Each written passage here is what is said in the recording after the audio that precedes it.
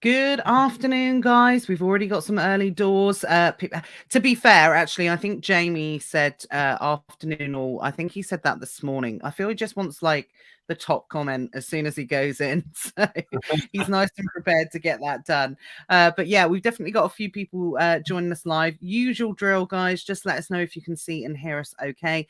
If you are watching via YouTube, can you let us know that you can see and hear us okay? If you're watching via one of the Facebook groups, can you let us know if you can see and hear us okay? So this afternoon, I'm joined by Hayden. Hello. Hello. You okay? I'm good. How are you? So weird when I talk to people like I know so well on like a stream. It's a bit like, oh, okay, we're acting like we don't kind of know each other and everything like that. It's a bit Yeah, weird when you yeah. first do it, right?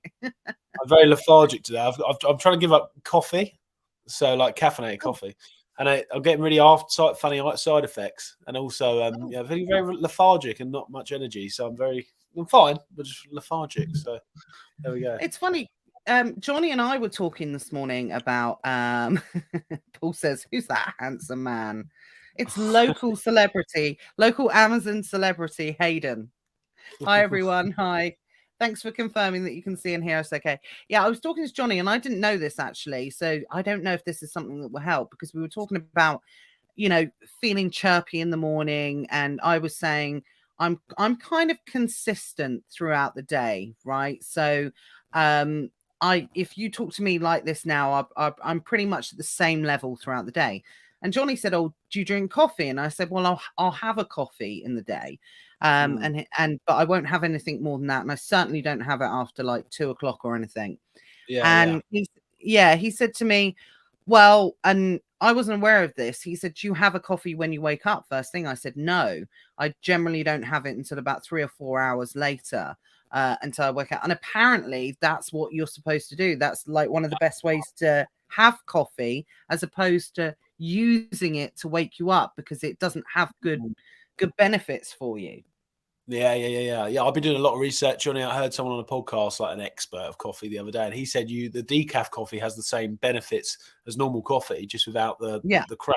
For me personally, I always crash at around about 2-3 p.m. really badly, and I crash for Yeah. about 3 hours, and then once I've rested and crashed, even sometimes had a bath because I literally feel like I need to sort of relax so much, then I can work again. So I think it's the coffee. So I need to investigate Mhm. that. Yeah. But apparently that's the key to the crash, is to Mm. make sure you don't have it within 90 minutes. This is what Johnny said. Uh, Ah, uh, don't have it within 90 minutes of waking up, guys. So interesting. that's a general tip across the board. I do it naturally because I don't have an afternoon crash. Even when I see that there's all these kind of TikToks about the 5 a.m. club, and Yeah, these yeah. really funny videos about like people pumped at 5 a.m. and then by 3 o'clock in the afternoon they're like asleep, kind of thing. I never 100%. have that. I don't get that. And I, like I said, I'm not trying to make out that I do anything great or anything better. I think I'd naturally been doing something, because I don't. I'm one of those annoying people, guys. I wake up, and if I wake up around the same time as Matt, I'll look over at him and I'll just smile, and he's like, "Oh, oh." Don't look at me. I open my eyes and I'm really chirpy. My favorite thing in the morning, I say, wakey, wakey, eggs and bakey. So everyone, I'm really annoying, so I'll if give you that a go. ever, I'll give it a go. yeah, Well, but apparently I that's, won't say that in the morning, but I'll give the coffee a go.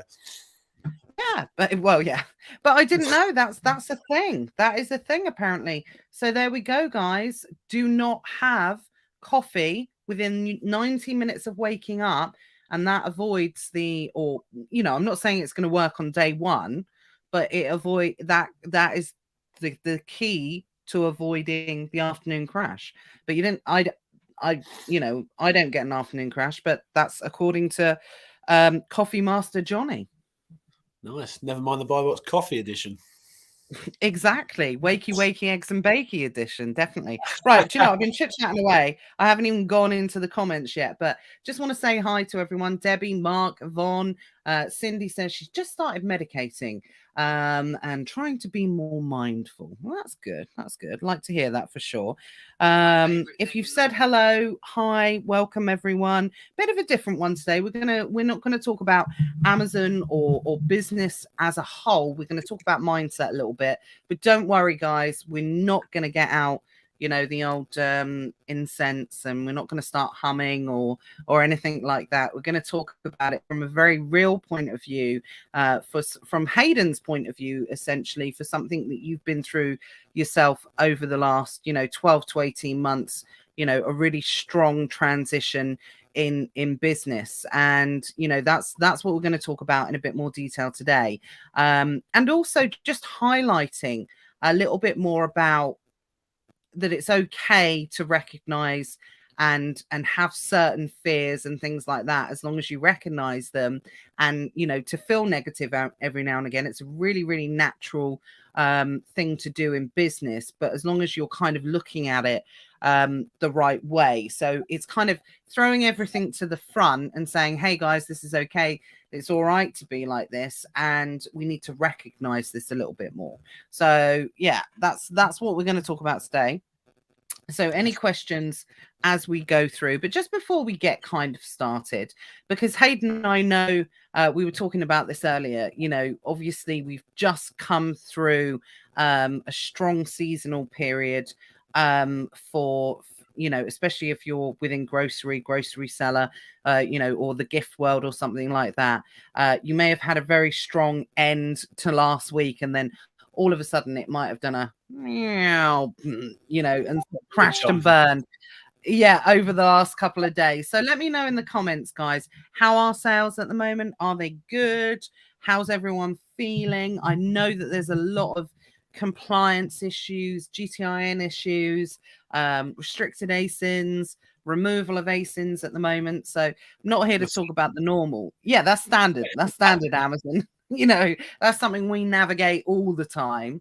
But I want to hear how everyone's kind of getting on. So just before we get started, Rafiq says, hi everyone, what time do you start your day? So yeah, let us know, guys, what time does everybody start their day? My day starts, it's Easter at the moment, so it has been starting a little bit later because of the kids. But anywhere, typically, my day will start between 5 a.m. and 6 a.m. really. That's about when my day starts. When does yours start, Hayden? Mine fluctuates depending on because I'm just about to move in with my girlfriend, and she works really late hours. She works till 1, 2, or sometimes she'll work earlier in the day. So when I'm staying with her, obviously at her place, up until I move in, it's just a little bit, I either have to start like 11 or 12, or I'm starting at 8, but generally, like on average, I try and wake up like, 7:30, 8. I'm not an early riser. And then I start work about 9, 9:30, maybe 10, but then I'm working till like 11 at night. Do you know what I mean? So I'm like a late worker instead of an early riser. And that sort of works for me. I'd like to bring it a little bit earlier. I'd like to start at like 8, 7:30, and then finish at about 7 or 8. But it never works because I'm just, sort of obsessed. So I end up working till like 11 every night. But it will change. I move in with her on the 26th of this month because she was like, "You're not working when you're with me." So there we go. Oh dear, I feel that there's going to be there's going to be a schedule reassignment for Hayden, especially when you move in with Nicole. But what I will say is it's all about adapting. And do you know what? I've got to be honest, because I will say, I definitely will say that you are someone who, especially working closer with you over the last 12 months, you do get obsessed, with certain things, and you become obsessed with work. And that's great. It is absolutely great. But I am a personal believer that it's great to be obsessed with work if you know that you're being productive in that period of time, because I think at the same time what can happen is you can go down the rabbit hole, you can fall down the rabbit hole, and you can end up just kind of in this cycle. Now, I know that you're very focused, but you have to, this is what I'm trying to say, is you have to have that focus. If you're going to be obsessed with what you're doing and working, you have to have a plan. You have to have a focus in what you're doing to help keep you on track. Because at the end of the day, you can speak to someone and you can say, oh, I worked 12 hours yesterday. Great. What did you get done? Well, listing one item. Yeah, exactly. So, you know, there's a really kind of nice balance, and this is all connected to what we're going to be talking about today anyway as well. So Paul says, what are your views on Disneyland Florida? I don't know, Paul, because there isn't a Disneyland in Florida. There's a Disney World in Florida. But not a Disneyland. I can catch Sorry, you out. I always have to say that. No, I always have to say that because it's like, you know, again, you see those funny TikToks and it's like when someone calls Disneyland in Florida and it's like Disney snob. All right, calm down, Matt. I didn't realize I was going to get a load of abuse today. You know, not the normal type we get. Get it from the people we love. So Debbie says, my days are erratic. Don't wake up until about 8, so I often finish later. Half the day's gone by then, Hayden. That's what Jay says. Shipments are taking long to go live. Don't know. It's kind of a bit of a mixed bag at the moment. So Leo says, I'm new. What does Hayden specialize in? So Hayden is an e-com seller who also has personal brands. So runs TikTok and YouTube and everything relating to that as well. So Hayden, you specialize in creating your own opportunities. That's fair to say. Yeah. So I do online arbitrage is 50% though, and then my own opportunities 50%. Probably going to be more towards 70% own opportunities with some new things I'm doing now, you know, with the new option 6s and stuff. And then we do USA, UK, and then a lot of my time spent on, well, not a lot, I'd say 10-15% time on social media as well, just the YouTube and stuff.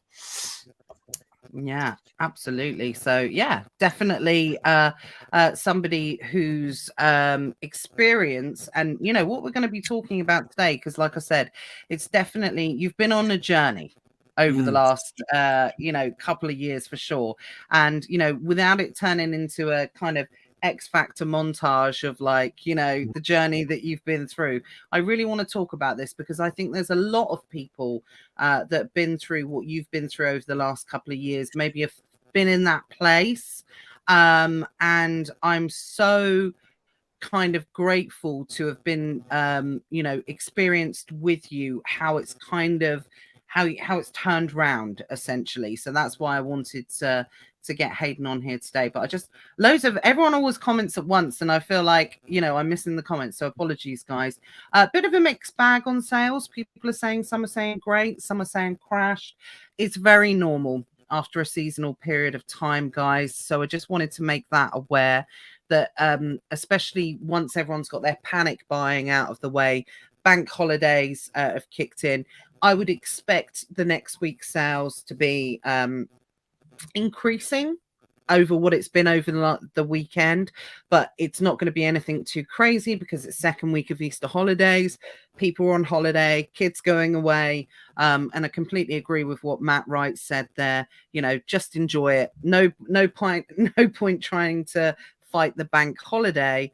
You know, it's one of those things, it's, you know, yeah, it's just the way it is. So we are in an expected dip at the moment because, and again, this is something I talk about a lot. Why have sales gone down? Right. Okay. Could it be because of this? Could it always be asking that question?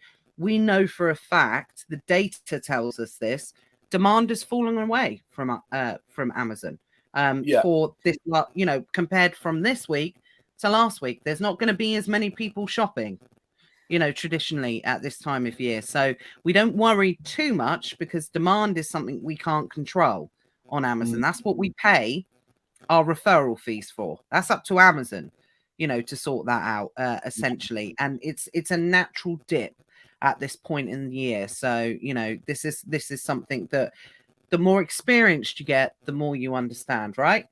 Hayden can back me up on this. I think we should talk about that. Yeah, I think we should. Definitely. We'll come to that.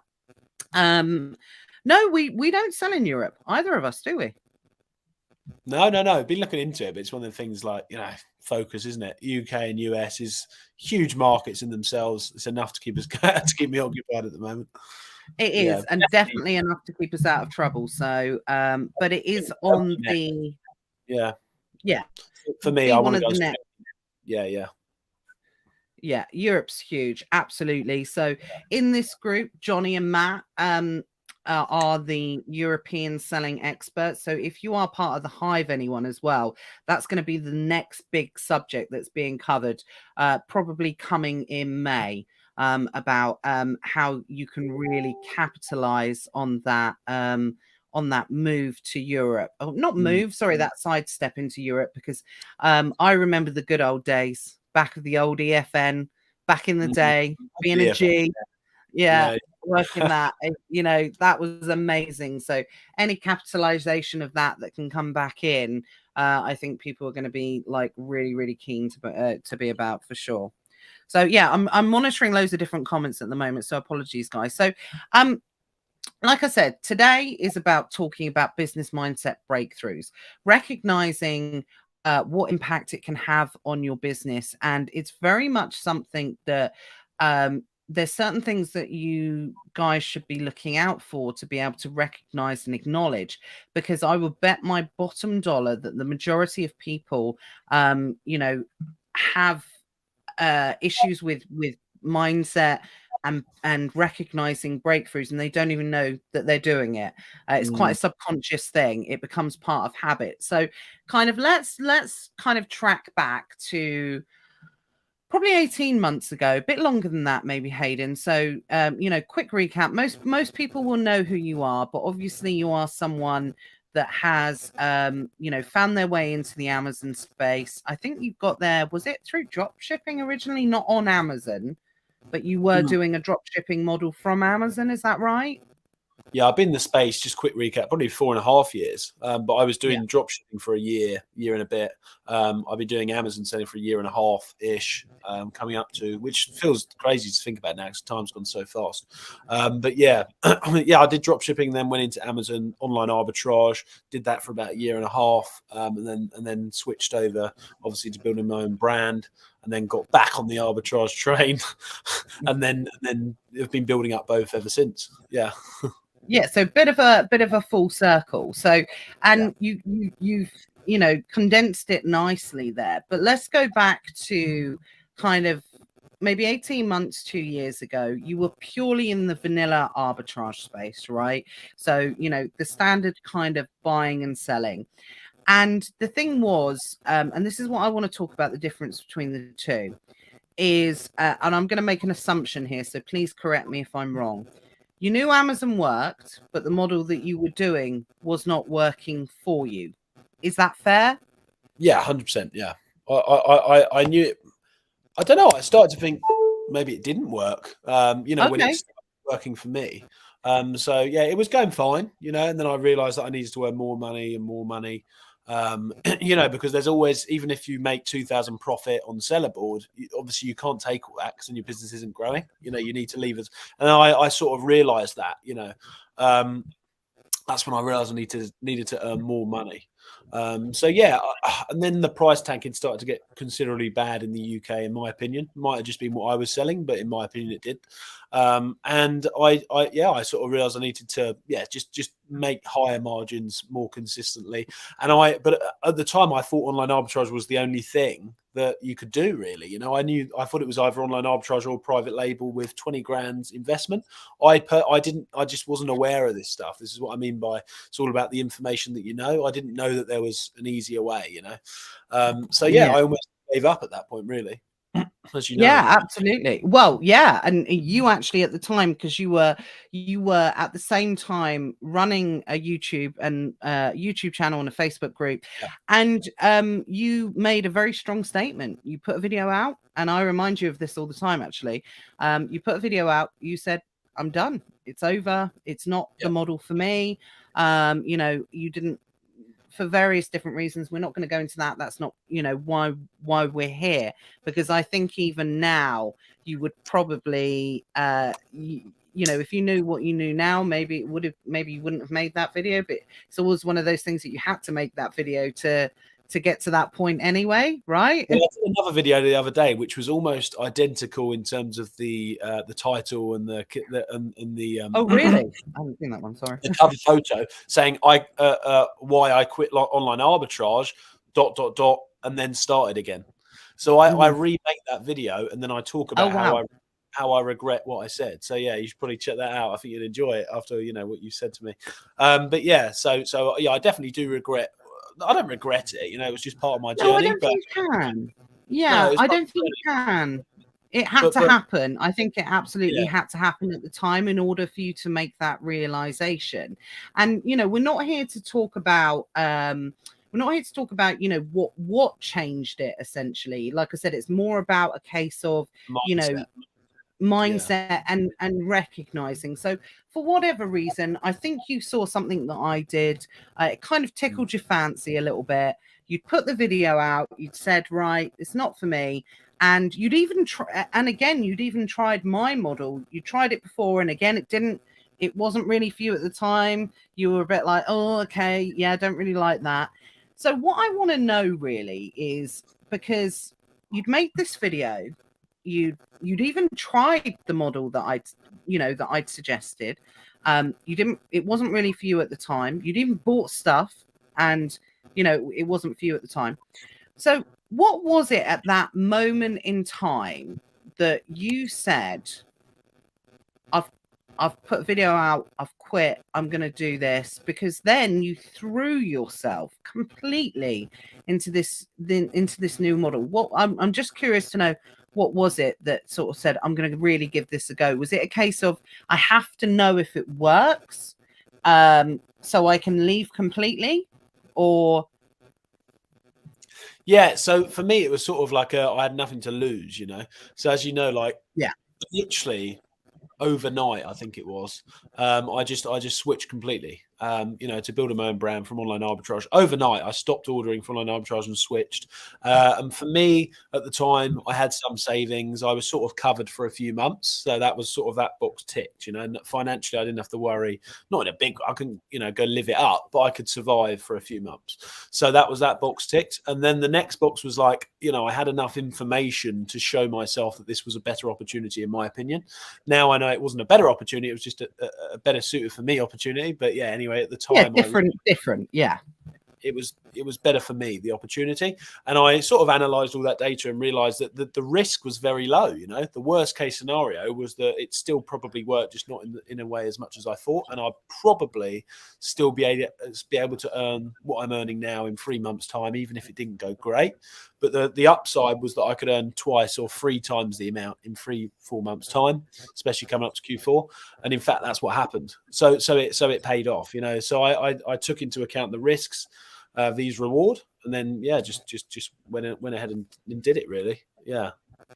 And just kind of threw yourself into it, because you were totally laser focused at that moment in time, and you needed to stay laser focused. 100%. I think your mic's messing up a bit, Nat, by the way. I can hear a... Oh, was it? Yeah, I keep hearing a... I'm not sure if everyone else can hear it. Like a buzzing noise. It keeps coming. It's like it's almost out. That's better. Oh, okay. Is that better? Yeah, maybe it wasn't plugged in properly. It was that noise, when it's not quite plugged in. Maybe. I don't know. We'll see. Sounds like that sounds like a user error, because Matt plugged my mic in, so down to him. That's fine. It was throwing me off a bit, hearing it. Oh, sorry. Apologies. So just quickly before we move on, because I want to talk about the focus and keeping you focused at the right point, because I think that was really important for you. But also just to say as well that, again, just to re-clarify, this is what worked for Hayden. We're not telling everyone to quit what they're doing and change their focus and things like that. Absolutely not. So, this is what worked for Hayden, because he'd already made up his mind. He was out. He was done. This was kind of one last attempt, because he had nothing to lose, essentially. So I just wanted to re-clarify that. So let's talk about, because you have been an entrepreneur for, years, essentially in various different fields. And what I wanted to talk about was, you are someone who is, like I said, you get obsessed. You're very determined. Once you set your mind to something, you push towards it. And you're very good at building businesses and creating success. This is my own personal observation of you.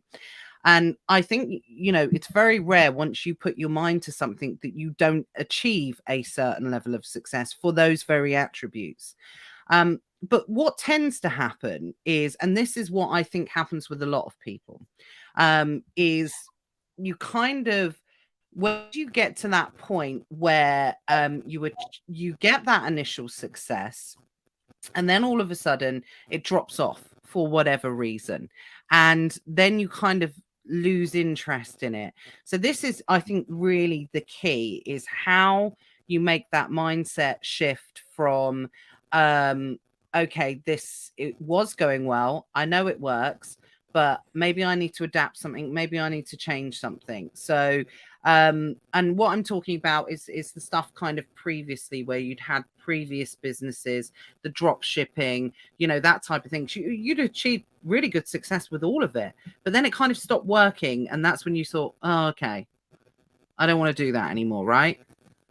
Yeah, same with that. I had a landscaping business as well. I had 3 Yeah. vans and sort of 5 people working for me and my business partner. And it got to a stage where it was sort of like it was good, it was regular, income, and it was good. And if we stuck to it, I'm very sure I would have had 40, 50 vans by now. If I stuck to the drop shipping, although there was big issues with the accounts and getting my accounts closed down, I still could have found a way around it and, been a really, really big drop shipper or whatever, but I didn't want to do that.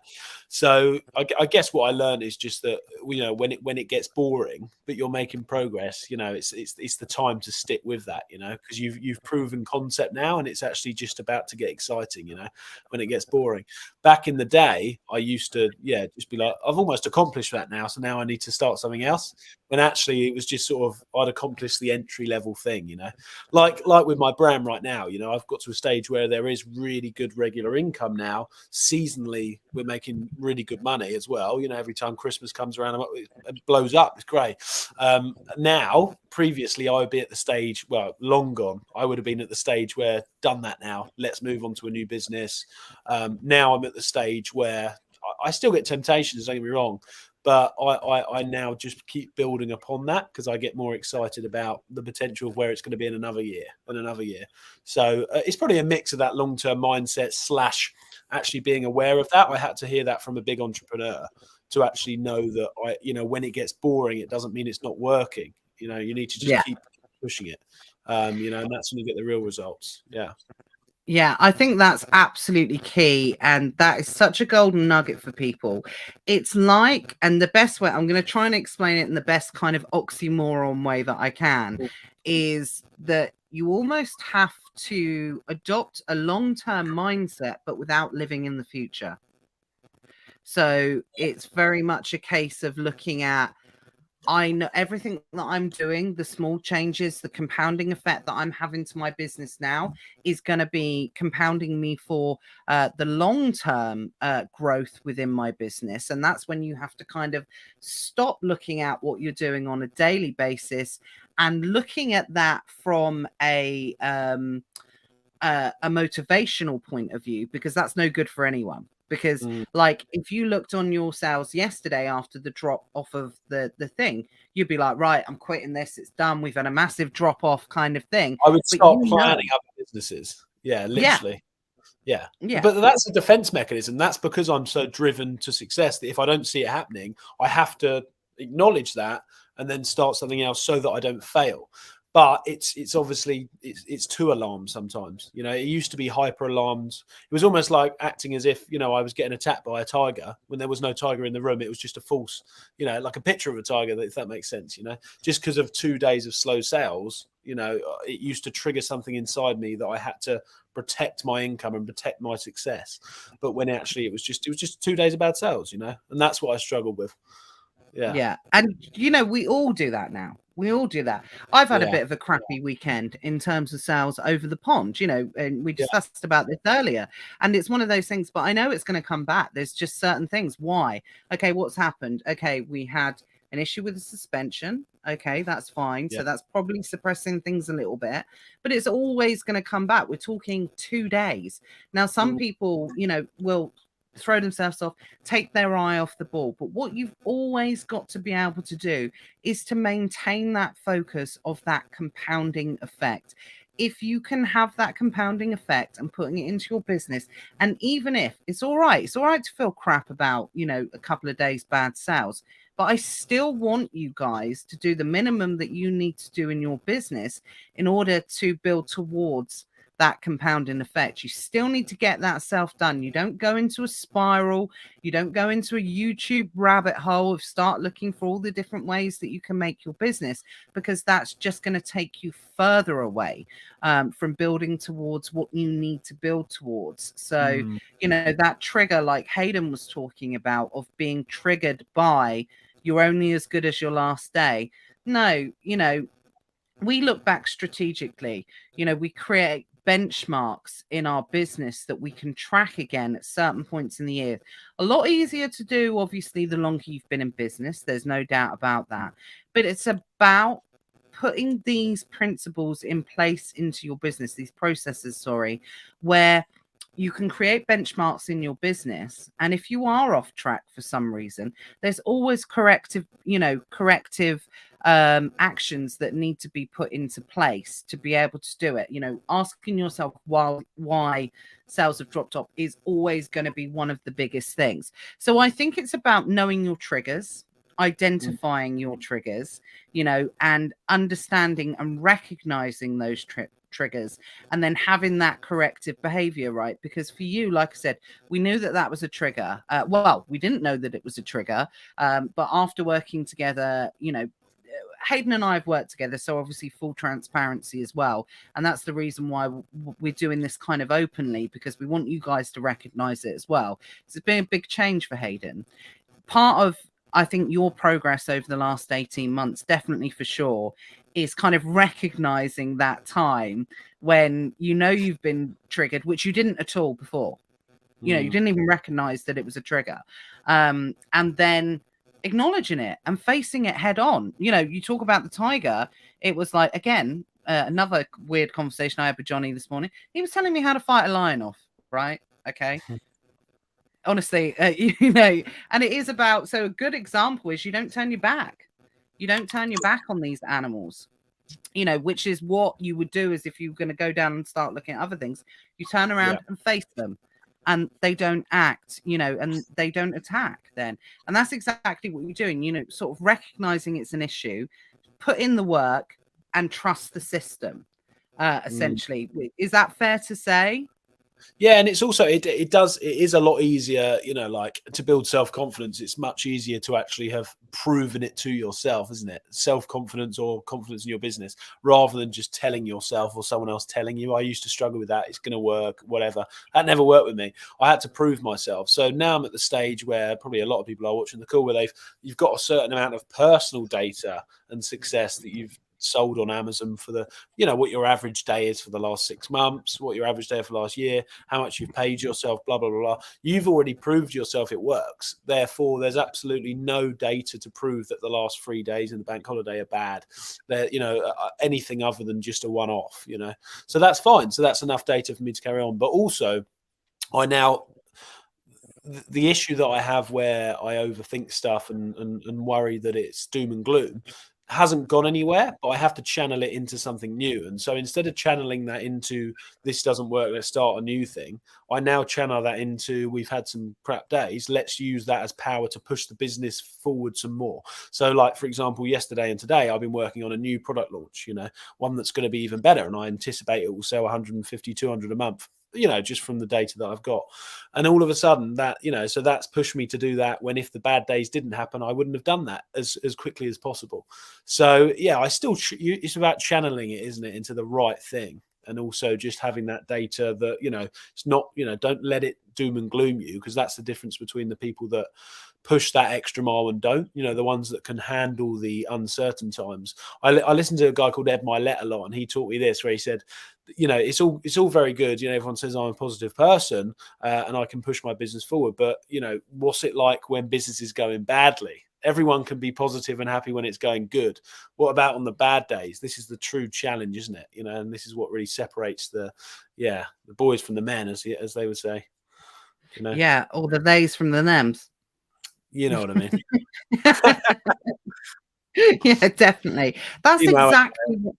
Yeah, exactly. That's exactly right. Essentially, we like I said, when we get those triggers, when things are not going good, when Amazon does these compliance things, when you have crap sales, and we're talking about days, because these triggers are for everybody, and everybody gets them at different points. Essentially, do you guys remember how calm I was a month or so ago about the suspension?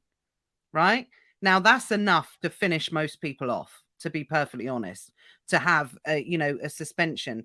But I know it's resolvable. Everything on Amazon is resolvable for the tenacious. Everything is achievable on Amazon for the tenacious. What you cannot do is be sent off on track and going down a rabbit hole, because can anybody, if hand on heart in the comments, can anybody tell me that they do not believe that Amazon, I'm not talking about in micro niches and things like that. If anybody believes me that the Amazon selling model is a scam, then let me know in the comments, because if you believe it's a scam, then you need to approach it in a different way. So what I'm talking about is, like Hayden says, you have to trust in the system.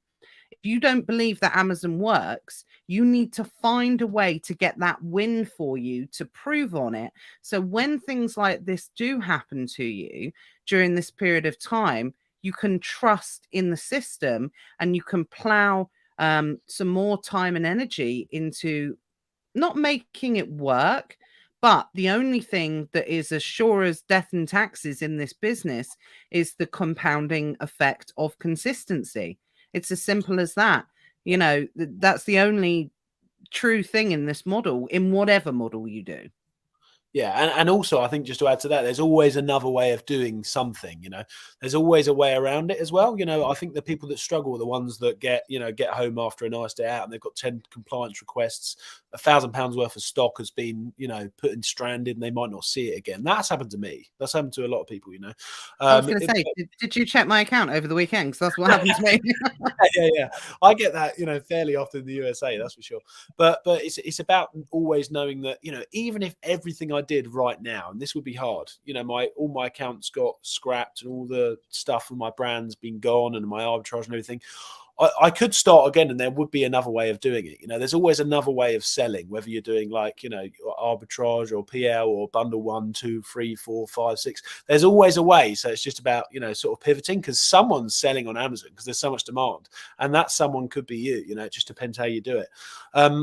When I pivoted from online arbitrage and started building my brand because I thought that arbitrage didn't work anymore, that was absolutely not right. It was the right thing for me to do, but it was not right that it didn't work. Because how come I spoke to, obviously, my friend Thomas Parkinson the other day?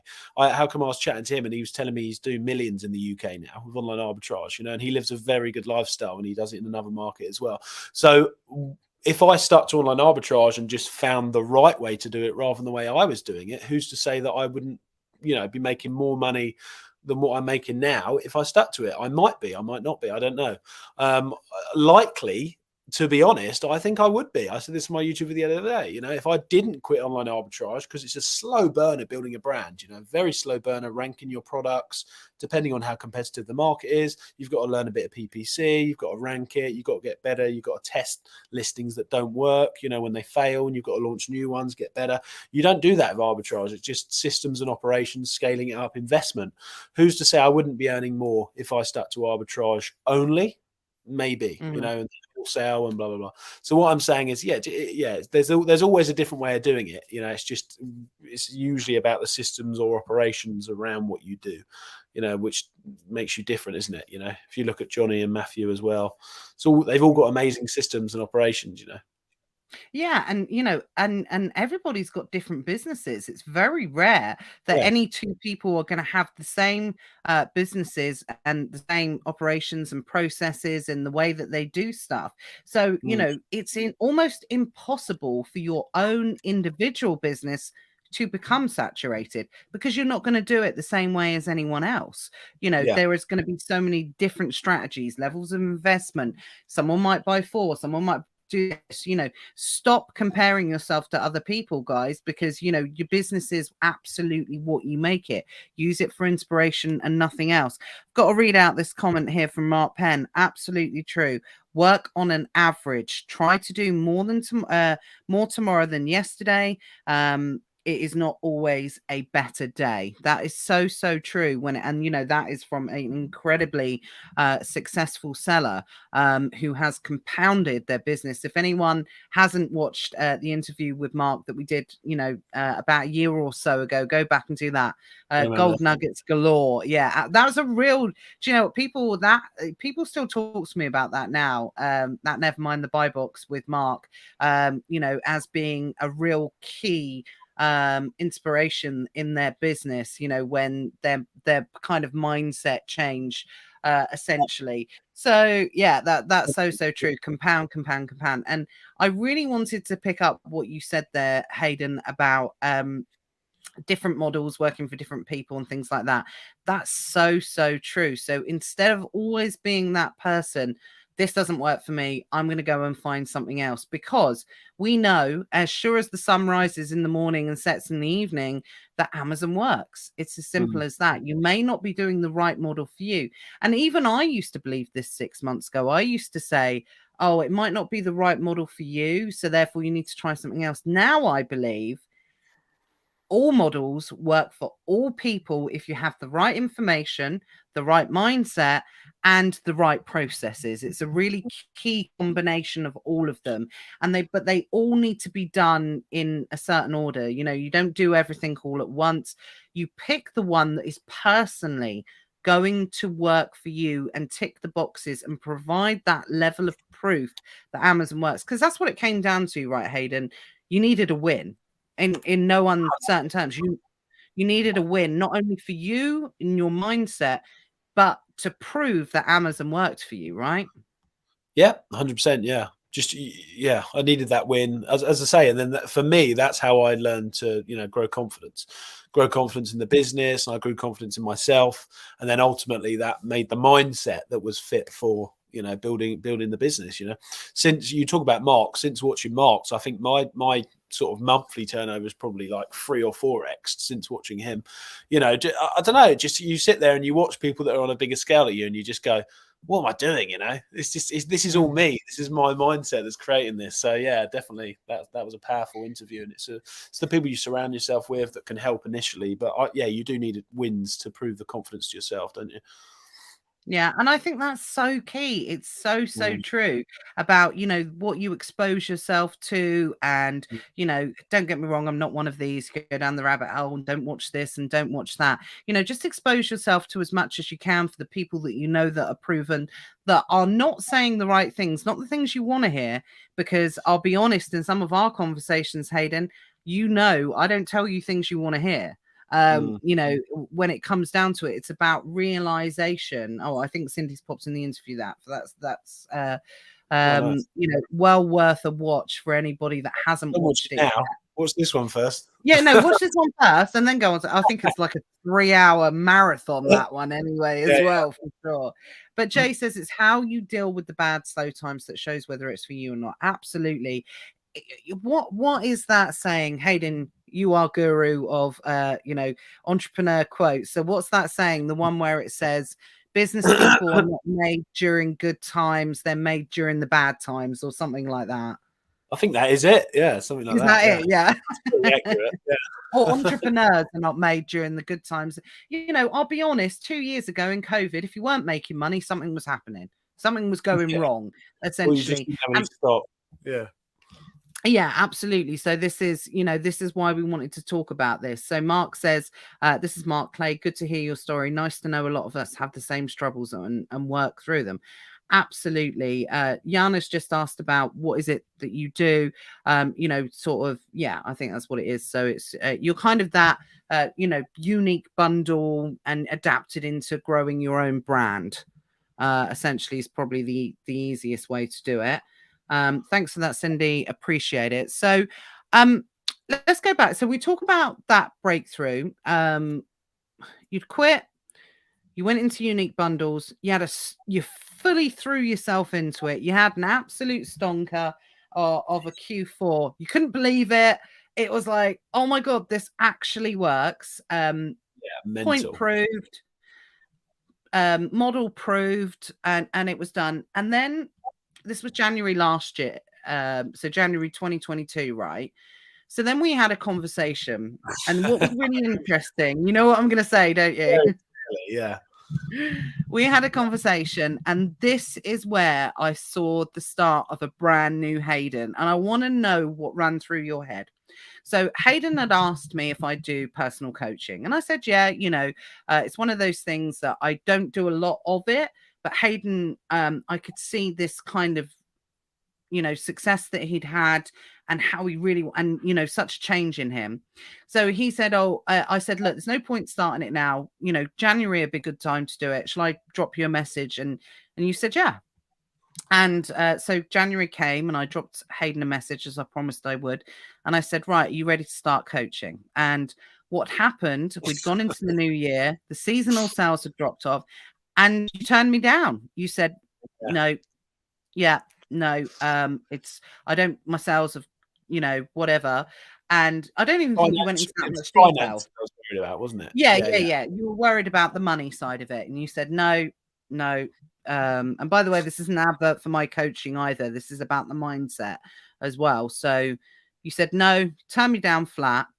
And then talk me through what happened after that, because it even shocked me. It shocked me. Yeah, no, I straight away, another message, wasn't it? About 10 minutes later, I was sitting 10 there. minutes, within half an hour, I would say. Yeah, I sent a message. I remember I was in a unit at the time. I hired a unit, and I was prepping in that unit, and it wasn't glamorous, but it was okay. Sales had slumped, so it was sort of like a high into a low, back to reality sort of thing. So my mindset was, it was really weird. It was like a massive transition, as you say, because I saw that sales were going to be great, could be great, but then it was just a high, and then I was a high and a low. I saw the opportunity, but it wasn't come to fruition after Q4. But it was okay, and I remember I was sort of prepping in the unit, not as inspired as I was in Q4. You text me to say with the coaching.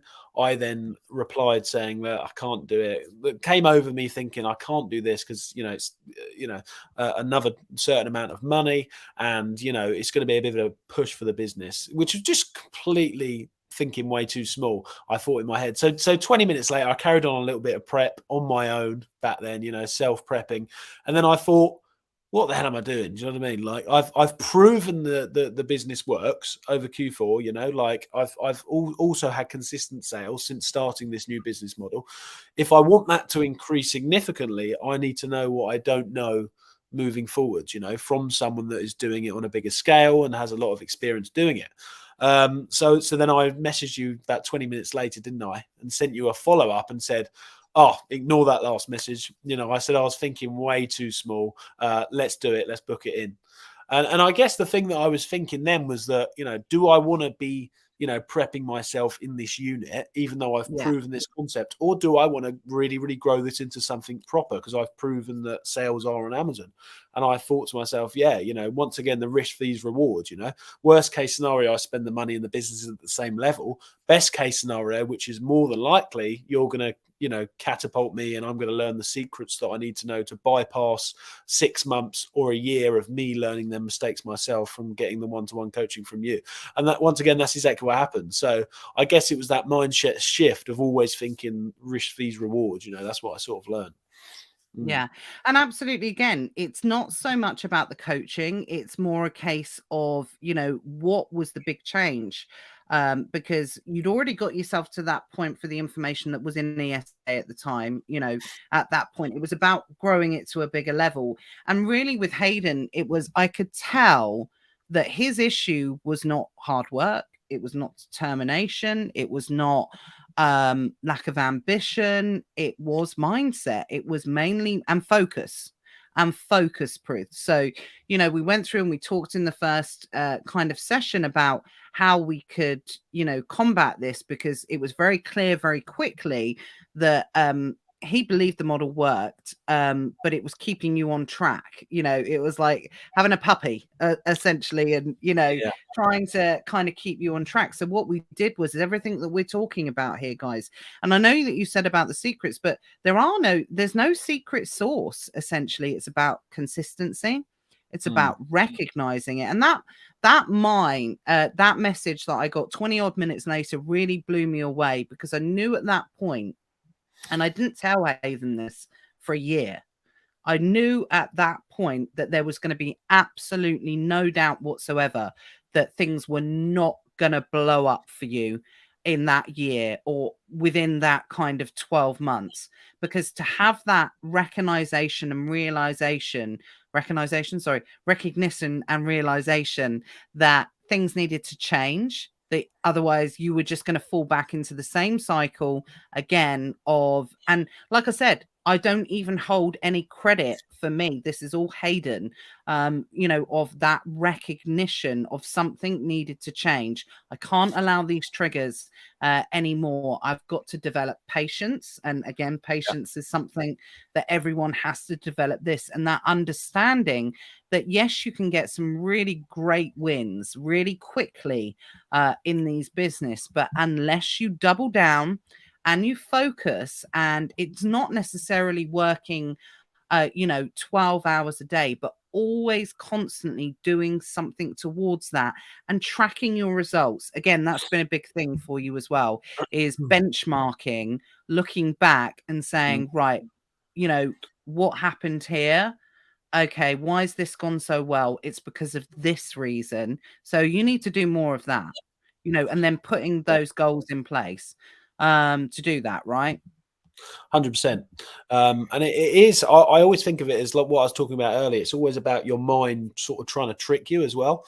You know, like for example, when you're always setting a new level of what you expect in terms of daily turnover or monthly, because you're just going up, and I realize that's never going to go. You know, I realize that even when I'm doing 100k a month consistently, I'm always going to expect that. And if it's not that, if it's 70, I'm going to assume the business is dying. You know, that's just my mindset, you know, even though if you look back 3 years, it would have been a miracle to be doing that, you know? So it's about realizing that, and yeah, definitely just setting yourself that you know, sort of that new level. God, I forgot what I was going to say now. You're going to have to carry on. I've lost it. Oh, benchmarks. I lost it. Yeah. So put those benchmarks in place. Look back and track now. But at the same time, don't be triggered if you are down. There's always a reason. There is always a reason. What I'm going to say is and that reason is because it is not because it doesn't work, which is naturally where our mindsets go to. Because when something starts to fall away, come off, we start blaming everyone else. We start blaming you, them, him, price tankers, this, that, whatever. But there is always something you can do, an adaptation that you can make, a change that you can make. If you cannot handle price tankers, then you need to come out of that model. In my personal opinion, you need to come out of that model and find something else within the space that works for you, and then move back into it, which, like I said, is absolutely something you've successfully done as well. So you've proved yourself wrong, you know, recorrected that and gone back into arbitrage with the right mindset, essentially. And I think it's fair to say, actually, just with your change of mindset, I think did I ask you this question? Or did I ask someone this question that, or I can't remember where I said it. I do too many live streams. Is that I bet anybody, I could put anybody back into arbitrage with the right mindset now and get it to work for them in the UK. Yeah. Yeah. No, Did I think say it that was. somewhere? Yeah. Yeah. No, You? sorry, you said that on a live I the other can't day. remember. Because you said you were going to start again in the UK arbitrage, and then I commented Yes, saying, I that am. sounds interesting. Yeah. Yeah. Wow. I Are you believe, actually vanilla OA. I'm going Are to you? prove yeah, absolutely. I thought I heard So you in the yesterday saying you wouldn't recommend OA again to new sellers. I can't remember, or maybe not. Maybe I no, didn't I hear that. absolutely wouldn't. I wouldn't recommend it to new sellers, purely Yeah, because I think it's a tough model. Sorry, right, let me rephrase. I would recommend OA to start to learn the Amazon system, that's what I always right? say. Yeah, just a Because few I items. Hmm. Yeah, just to get to know the system, get yourself ungated, get a little bit of trust credibility with Amazon, that type of thing. But then I would really quickly find a model that would be something that is not going to be so affected by other sellers, essentially. But at the same time, I wouldn't recommend a brand new seller go straight into unique bundles because of the learning curve that it requires on that. So you have to find that kind of that mix in between. So there's no real right or wrong. You've just got to find a way to cut your teeth, essentially. But I've never said that that's an area of expertise for me, in beginners. I tend to work for once people have built not a foundation in the business, but they kind of know what they're doing a bit on Amazon, essentially scaling. It's a Yeah. bit of a minefield. Like when people ask me what should I do to start with, I hate answering it because I don't want to give them Yeah, the just wrong get on with answer.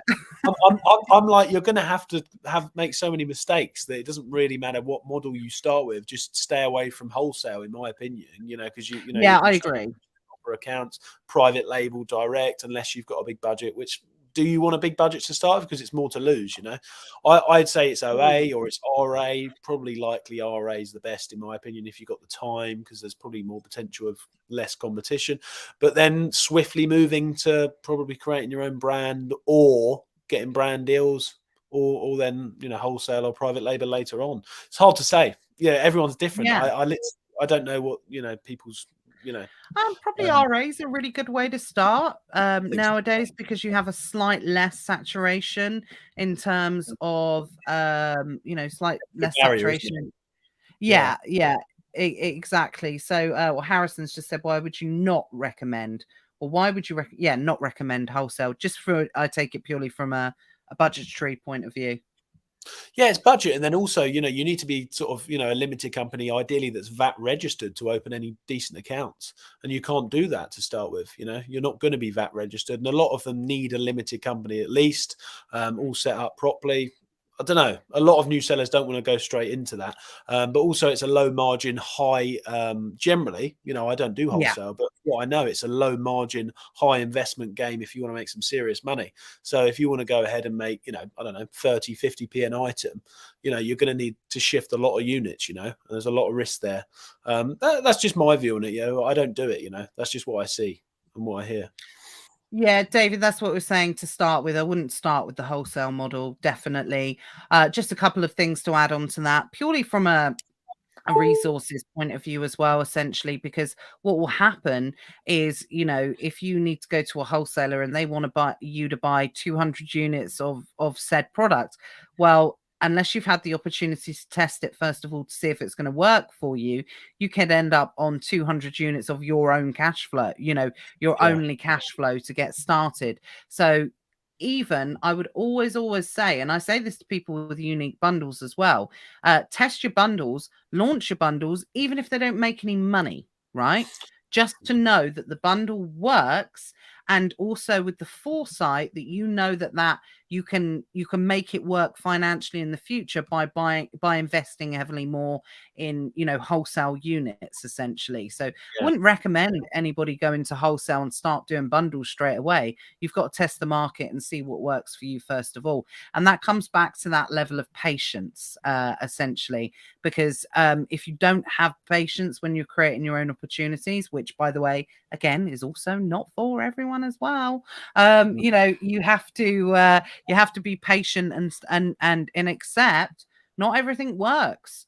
It's a numbers game, essentially. So until you get good at it. But then isn't it funny, Hayden? Because like I said, it's very rare that you have a bad launch now. Very rare. Yeah. Very rare. A But bad isn't it? launch now is a slow seller. Not, that's it, Yeah. I haven't had one that hasn't worked at all for months now, just because a lot of the ones that I launch are just making my old ones better, and they're in the same niche for a start, which makes it a lot easier. But B, it's just that knowledge of, you know, helium 10 and, you know, all the data and the competition and stuff. Like, I still make mistakes, you know, but that's only usually when I don't listen to my parameters of success, if that makes sense. You know, like, Yeah. I'll launch something even though I know it's unlikely, it might not work in this sort of way, but I do it anyway. And then I learn that lesson hard because it doesn't work or it's a slow seller. And So, and that's when you send me a message and say, why is this isn't working? Blah blah blah. I say, right, this, and you I know, know, whatever. I know, yeah, I just don't do, you But know, you know sometimes. it anyway. Yeah. Like, yeah, I don't know. But anyway, yeah. And with the wholesale as well, I think it's important to, you know, say, because for new sellers, there's a difference between wholesale and like wholesale. You know, when I say wholesale, I'm talking about big accounts. I'm not talking about Harrison's, MX wholesale. Do you know what I mean? That's pretty much OA on that level. I think, you know, Yeah, that's I where would. some new sellers get confused. I'm talking about like brands that you have to open, either talking to them on the phone or like a load of email communication and show your VAT number and limited company, etc. Minimum order quantities 2,000, stuff like that. That's what I'm talking about when I say wholesale. Yeah. Providing references, that type of Yeah. thing. Yeah, I Reference. completely agree. I Yeah. completely agree. So going back to that mindset breakthrough, I'll come back to your question in a moment, Danielle, if that's okay. How do you deal with the setbacks and perceived, I'm going to say perceived failures in business now? We know you've obviously mentioned about triggers. So just talk me through the process of that mind when something's not going well. Is it an auto correction? Just talk me through it. So obviously sales have dipped over the weekend. Yeah. What saves you from spiraling? Here's the thing, I still spiraled. Like, it's funny, I just deal with it in a different way. So like, as I said, it's the tension, that same feeling still drops inside me, but it's nowhere near as intense as what it was. So A, it's still there. B, as I mentioned earlier, I channel it into creation, adding on to what I'm doing, or something very similar, like basically new launches, you know. So over the weekend I worked on a new launch. Today I'm speaking to the supplier already. I've already created the image for the new launch. It's done. Do you know what I mean? And that pushed me to work on the business. Another thing I can do if I'm worrying is just look back on data for the last 3 months, 6 months. I can see it's consistent. Don't worry about it. Another thing is that, you know, I've got a lot of cash reserves. You know, I'm not, you know, whatever, you know, just so that I know that even if I stop making any money today, I can still last a long time and pay staff for a long time. And in that time, I know that I could set up a new model or a new way of set. I know I'm not going to have to do this. This is just in hindsight to stop me worrying. I knew that the worst case scenario, I could pay my staff and me for a year with the cash reserves I got in my business, you know, because I've set my business up in a way, because I know that I'd worry if I didn't have that. In that time, in the next 3 months, even if everything stopped today and I had no sales, I could set up a new model, whether that's arbitrage on steroids or wholesale, or I pivot into, you know, unique option free bundles and smash them out. I know that, you know, the hard work I'll be willing to put in with the cash that I've got and the you know, the experience I've got, even if nothing worked today with my current model, I would, in the next 3 months, if everything stopped, I would have a fully fledged new business on Amazon. And I know that, you know, and you know, from working with me, with how hard I work, I would do that because I worked 15 days until it was back up and running. So I think once you, just protect yourself with, you know, sort of cash flow and different levels of knowledge, you know, then it stops you worrying as much, you know. But yeah, basically it's being proactive rather than reactive to my emotions, you know. But obviously I'm not going to lie and say I don't worry, because I you know, I am still a little bit, my anxiety is still 20% because I had slow sales over the weekend, but I've come to terms with the fact that that's never going to go away, you know, no matter what level I'm at, you know. I'm calm about it now. There we go. Mark Penn, Hayden, come work with me. Now that's an offer. Nice. There we Definitely. go. I'll come to your warehouse. Yeah, for sure. But what I would say as well, who picks up on what Hayden said there as well, that level of undying, I feel that there's 50-50 here.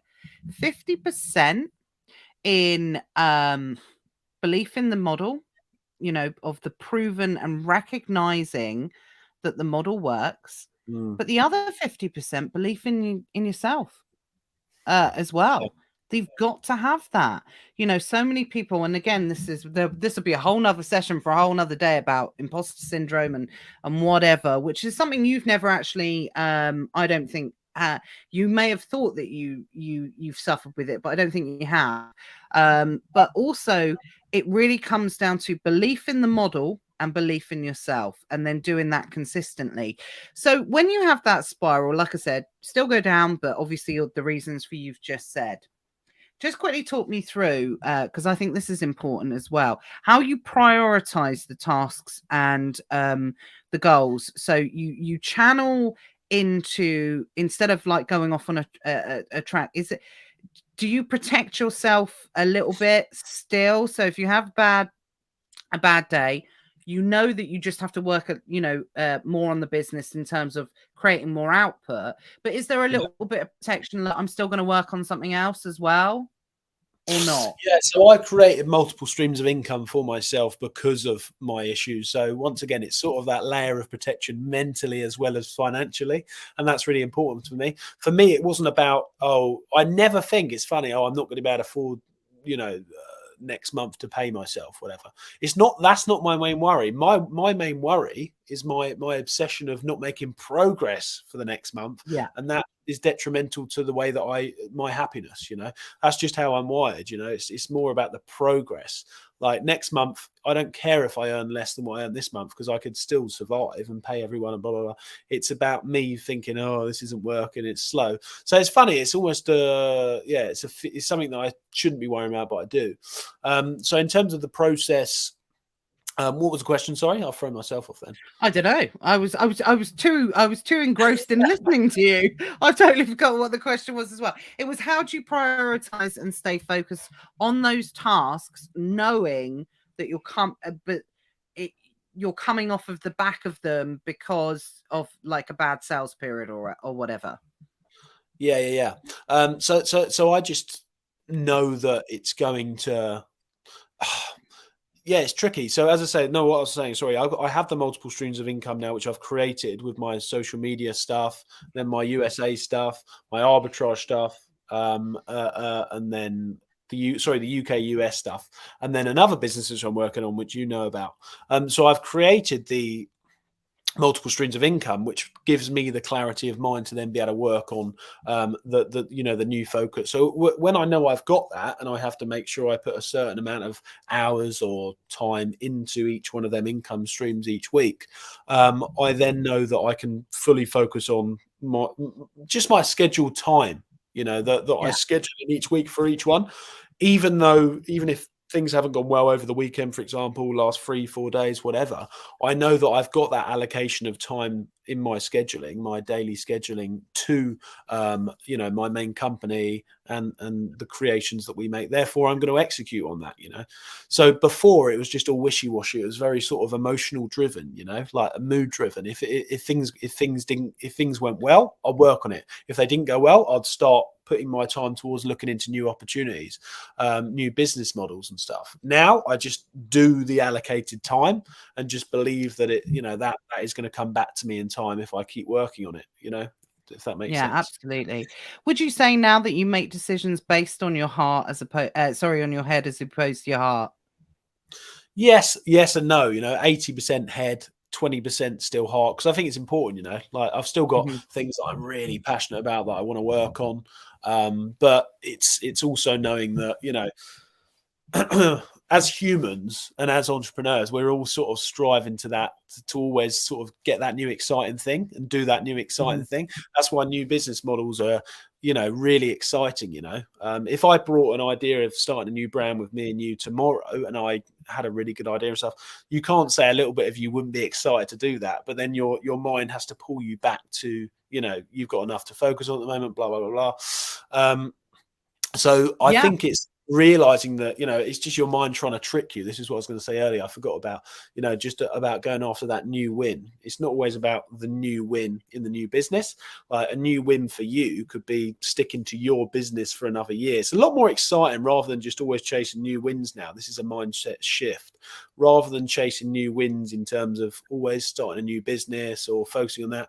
I think a new win is really exciting. Like, you know, for me to stick to this business for another year and see where that will go. You know, it's a lot more exciting for me to be able to go on bigger holidays. It's a lot more exciting for me to be able to afford a bigger house. It's a lot more exciting for me to employ 2 more people, you know, virtually, albeit wherever, in the next year. And it's a lot more exciting for my turnover to double in the next year, rather than me starting a side thing here, which, you know, another business, which is going to cause me a lot of, you know, a lot more stress. You know, it's just initially it would be more exciting, but once that excitement has gone, it's going to be the same as what you're doing now. And that's what really got, you know, I had to really learn in my head, you know, even if you start a new business now, which sounds exciting, it's going to get boring, just like the thing you're doing now.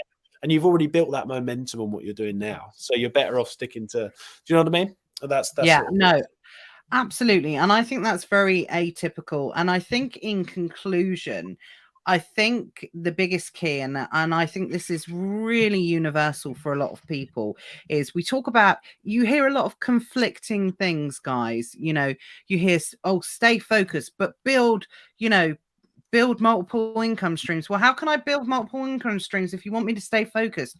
You know, all these different types of things. So this is my, you know, kind of two pence on it or whatever, is that, and I knew that this worked really well for you, Hayden, was if you remember the first 2 quarters of last year, you know, it was very clear to me that Hayden was very ambitious, you know, and wanted to create multiple streams of income.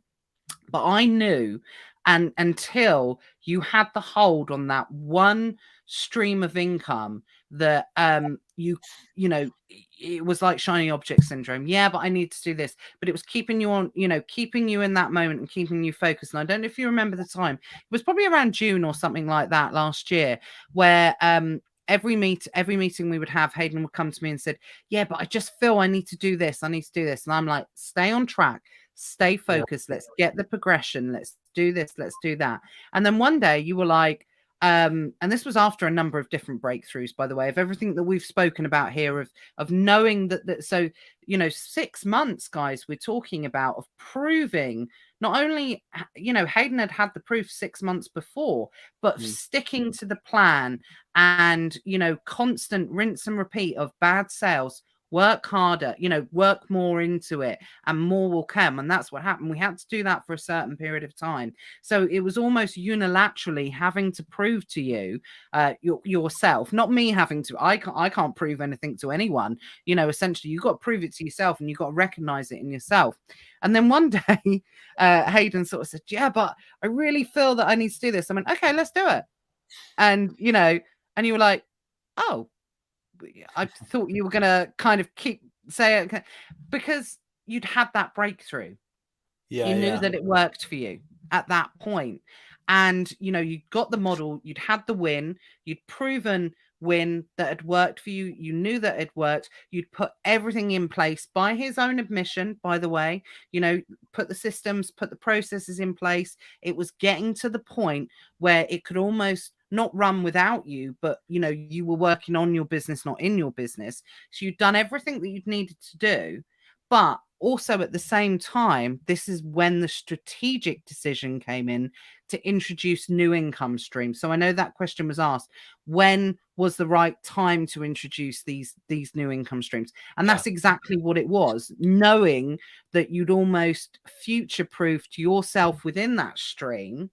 And you still work in your business now on various different elements, and you're not probably as outsourced as you'd 100% like to be, but you have now done that in every single model that you've kind of gone into, and it's been done in a very strategic way.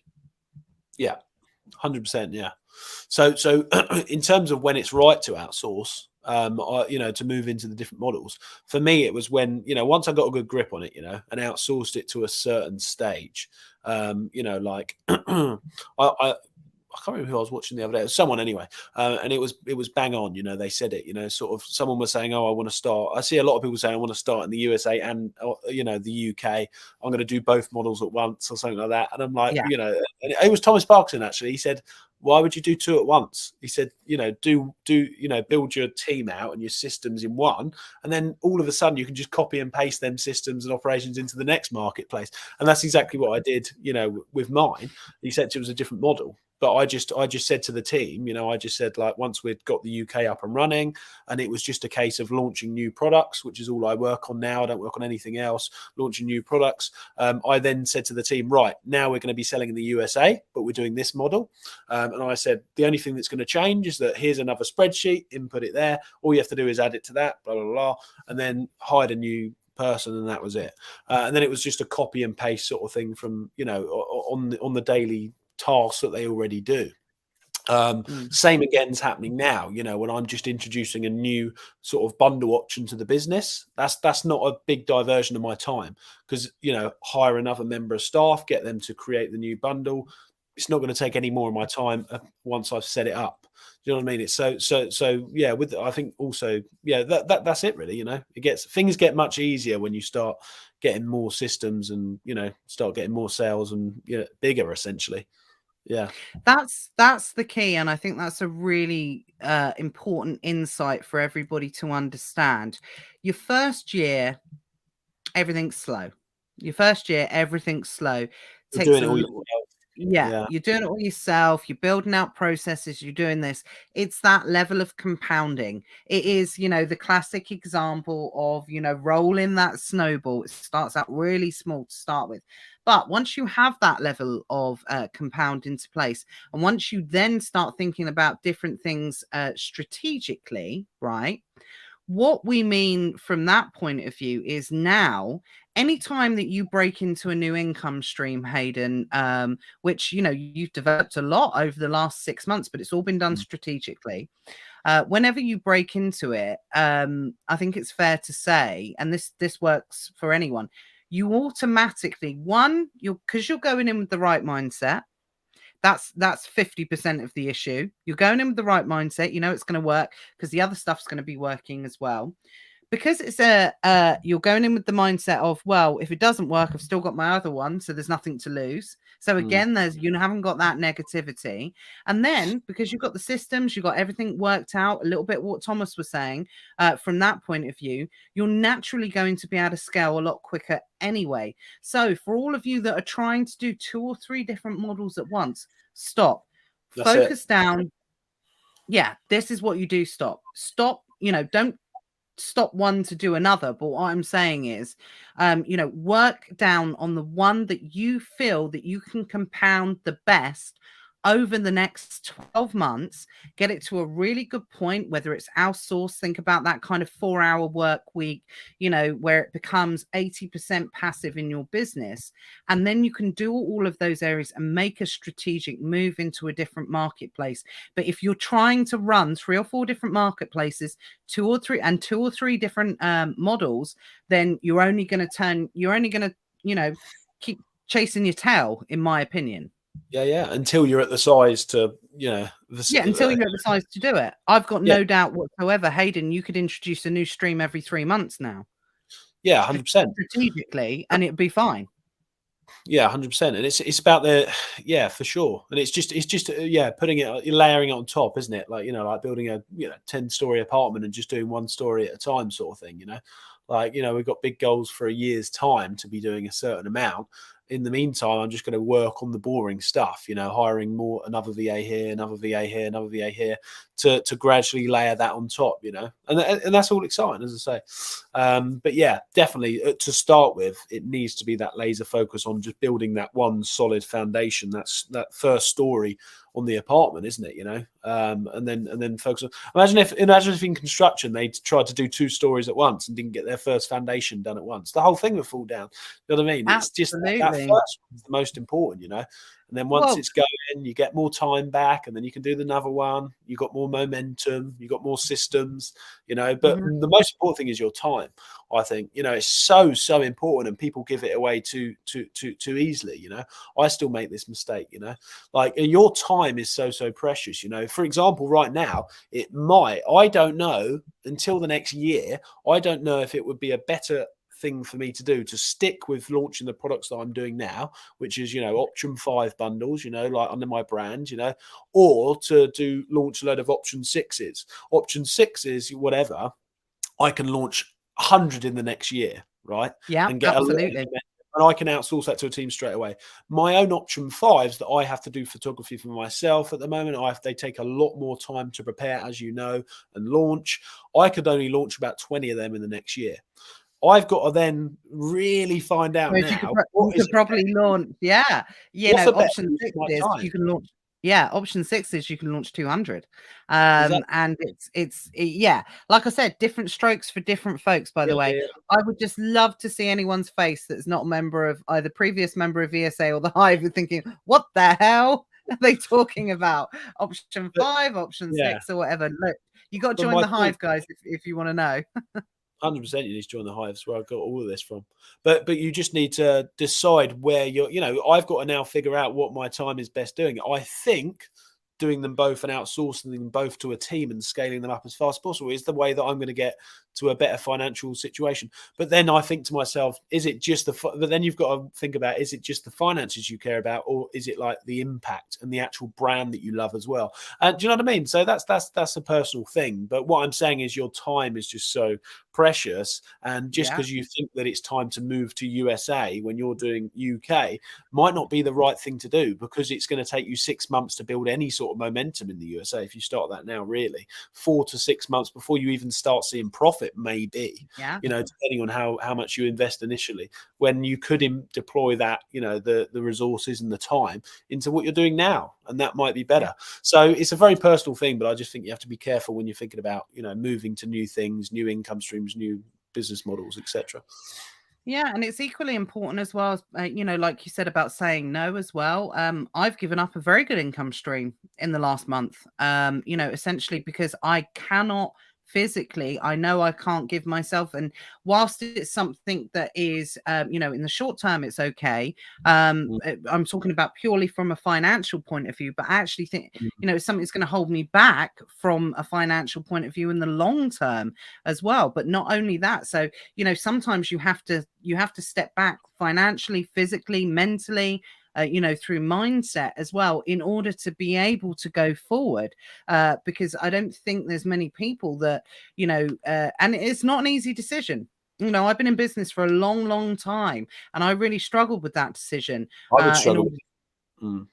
Yeah, I really struggled with that. But it was, first of all, it was made on heart, that decision, actually, because I knew I couldn't give myself entirely, and I knew I wouldn't be able to, my output wouldn't have been as good, essentially. And for me, as soon as that comes in, then that's a game changer for me. But obviously, it's financial aspect as well. If you're giving up an income stream, you have to think about, I've got kids, I've got a mortgage to pay, all these different types of things. So you have to, there's so many different layers to it. And this is what I was saying, mindset, guys. You are never going to be a complete perfect mindset model. It is something you've got to think about it like working a muscle. You've got to work on it. It's got to build. And sometimes you might get injured.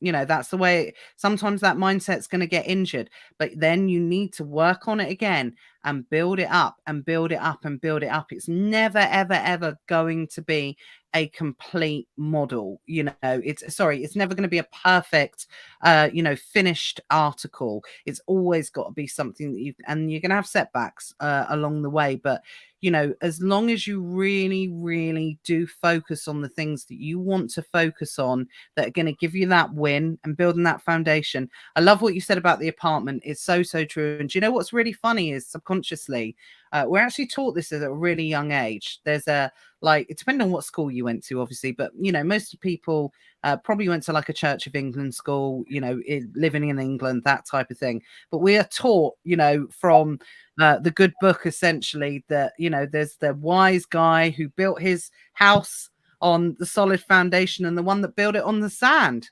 That's what it comes down to.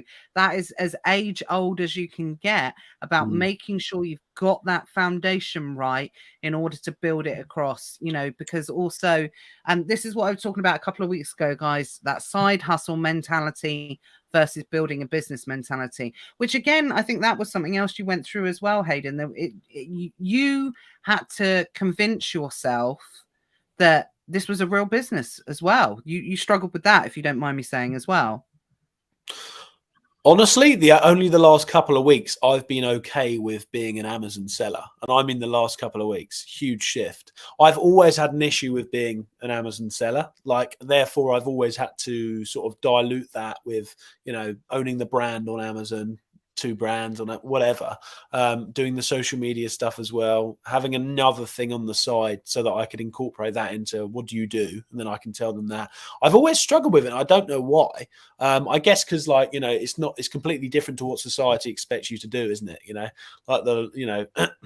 Even if you earn more than a lawyer, 3 or 4 times more than a lawyer does as an Amazon seller, it's still not as much of an executive sort of title, if that makes sense, like a premium, than saying you're a lawyer. It's in terms of society, I'm saying.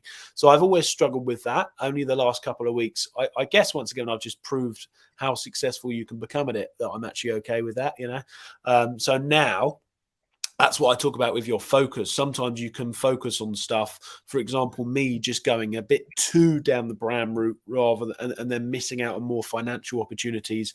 If I just launch 200, basic bundles rather than launching 20 amazing bundles that scream branded. Do you know what I mean? The fact that, I've now got over that in my mindset means that I can really push myself and become a huge Amazon seller rather than restricting myself to stuff that only looks good for people that aren't Amazon sellers or just Amazon. That might not make sense, but what I'm trying to get over is, yeah, it does make sense. Yeah. What I'm trying to get over is just, it's all mindset, it's just what you believe about yourself, but at the end of the day, I'm just at the stage where this is my income generating time. I want to make as much money as possible. And, if I happen to be really good at Amazon and Amazon's the thing that gets me there, then so be it. That's fine. Money talks at the end of the day, you can be absolutely. And whilst we're not going to talk about, Hayden and his business specifically as well, is from the models that you're doing, they're cash generating businesses, right? We're not talking about chump change here. And David's hit the nail on the head. I remember when Hayden 2-3 years back was asking if Amazon's even capable of making 2K a month profit, and look at where you are now, game changing, life changing. And I want to end this because, like I said, this is one of those sessions we could still be here at 8 o'clock tonight, guys. And we'd still have, we've hardly lost a viewer in this whole time. Essentially. So I'm sure this has been massively valuable for people. I mean, people come off and go back on, obviously, because it really has been such a transition. And I always say to Hayden, I'm really looking forward. I'm looking forward to seeing in 10 years' time when you're stood on that stage, having that TED talk or whatever, when you're talking about that moment. I mean, I can pinpoint it. I know when it happened, from Hayden, but when you're reminiscing back, and you've outgrown everybody, massively, and you have to remember that moment when it became life-changing for you, and always coming back to that moment is so important for that recognition, because where you were then, where you are now, it's such an important part of the journey, because otherwise you can go the other way. You can get, when you have really high levels of success, it can go the other way. You can become an arsehole, basically, and you can think, I'm too good for this now, and I'm going to run off and I'm going to do this and I can do that. And that can be detrimental in other ways, as well. So it's about maintaining the balance. there's a lot of people that become massively successful, you know, or exit a company, and then they just go and live in a farm for the rest of their life or something, which is totally fine. But like, I just don't think that's me. I'm way too obsessed. I think then people are driven by sort of, you know, the retirement sort of mindset, or being a, you know, successful lawyer and then retiring. As I say, it's different. Yeah, I don't know. I can never imagine myself doing that. I can't. You know, I'm way too obsessed to ever think, right, I'm packing this up.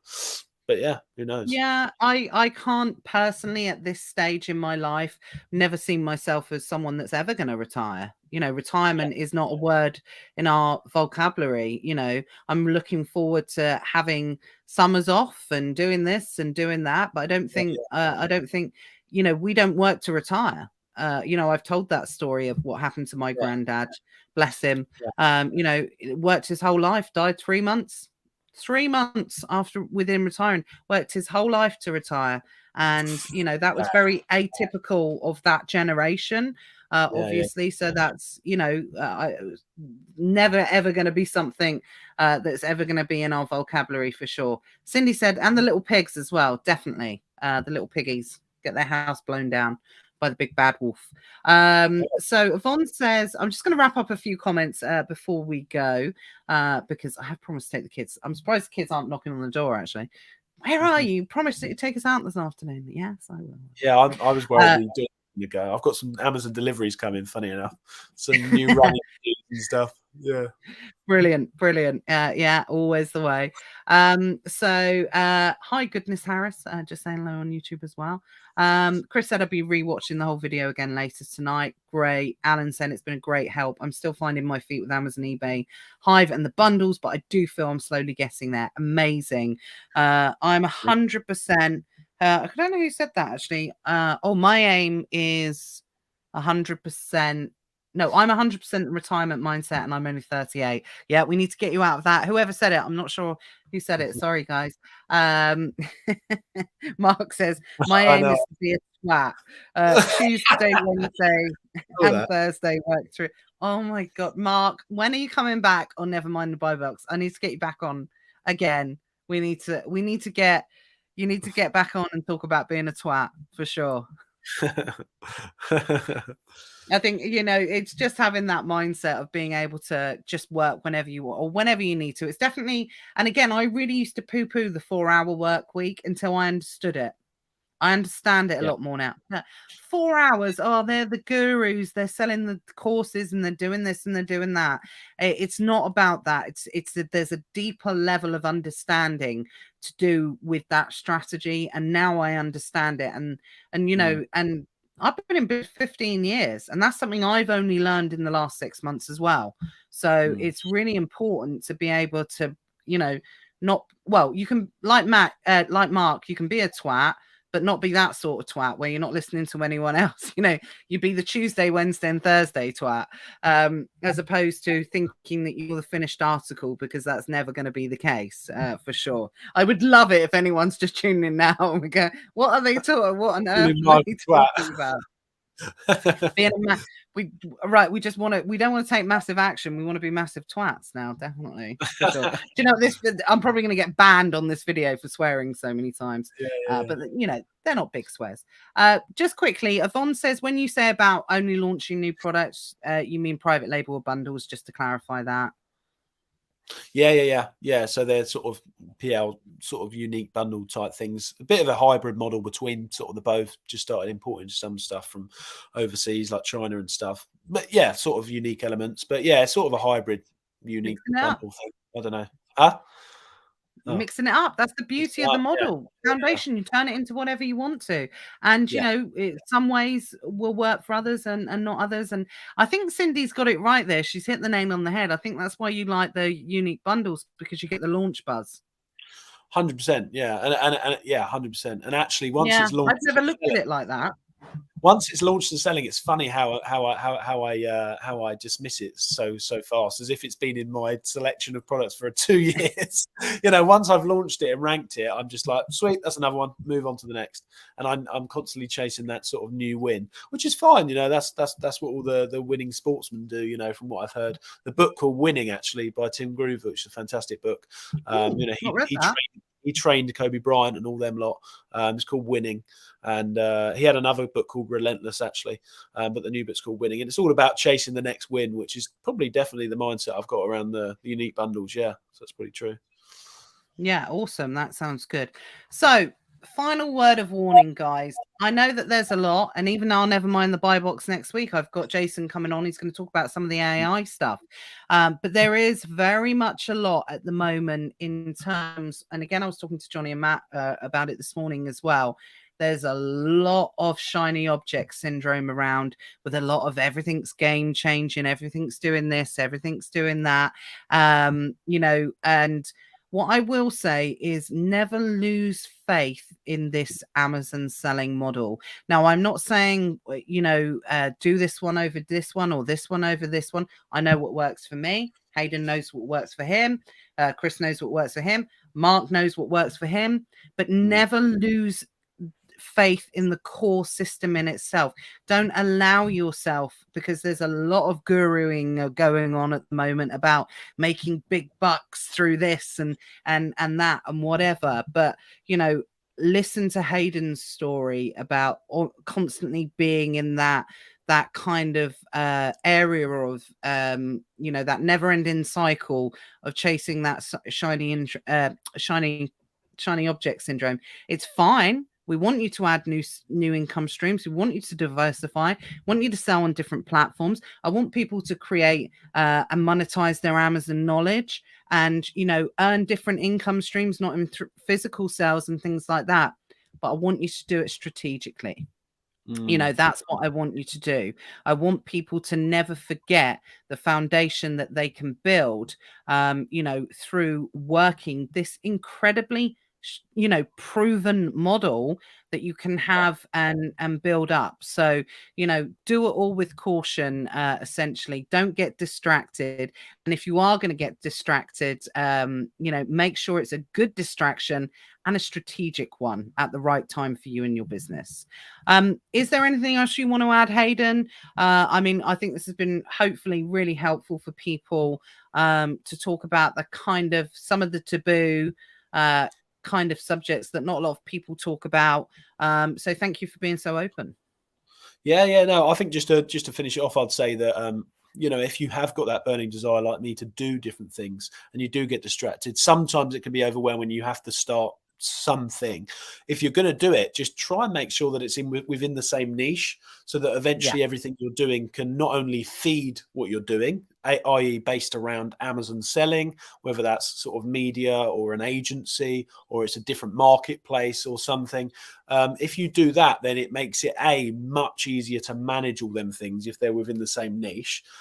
B, you're going to learn a lot more about what you do if it's within the same niche. And C, it could actually help feeding your current business. You know, like, you know, if you outsource to the USA and you're in the UK, you're going to learn more about systems. If you started an agency, for example, you're going to, you know, be able to incorporate their agency stuff for free into your business. I would just say don't start Amazon and then start a coffee shop, you know, because it's got nothing to do with what you do, and it's going to be really hard to manage it, and it's not going to benefit what you're currently doing. That's what I'm saying. You know, if you do feel like, you know, you need to do something else as well. That's absolutely 100% right.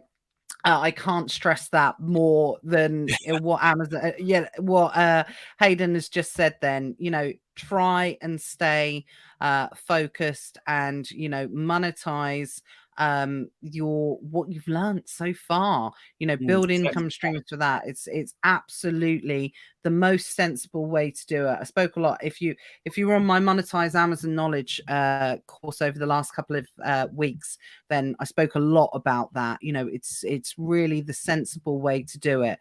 It was interesting knowingly putting together writing training and building information based on something that I knew people wasn't, that the information I knew wasn't actually going to be really useful for people for a couple of years, because it was going to be to act on that at the right time. Some people are going to be ready, now, but the majority of people watching it, it wasn't going to be useful for them for a couple of years because of everything that we've spoken about today, building that foundation and getting it right. So Hayden, thank you so much. Like I said, thank you so much for your transparency. Thank you so much for really giving us an insight into your journey over the last 12 months.